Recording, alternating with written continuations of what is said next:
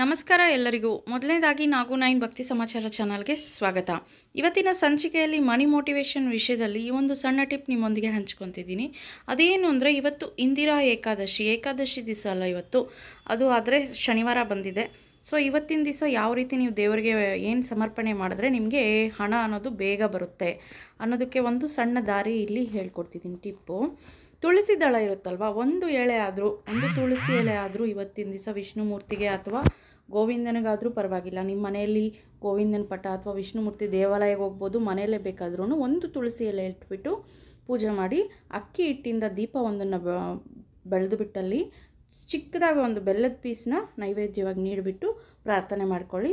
ಸಂಕೀರ್ತನೆ ಅಥವಾ ಅಷ್ಟೋತ್ತರಗಳನ್ನು ಓದಿ, ಇವತ್ತು ವಿಷ್ಣು ಸಹಸ್ರನಾಮ ಈ ಥರದ್ದು ಯಾವುದಾರೇ ಒಂದು ಪೂಜೆ ಮಾಡೋದ್ರಿಂದ ನಿಮಗೆ ಆರ್ಥಿಕವಾಗಿ ವೃದ್ಧಿ ಕಾಣ್ತೀರಾ. ಈ ಥರ 11 ಏಕಾದಶಿ ಮಾಡಿದ್ರೆ ತುಂಬ ವೃದ್ಧಿ ಅನ್ನೋದು ಕಾಣ್ತೀರಾ.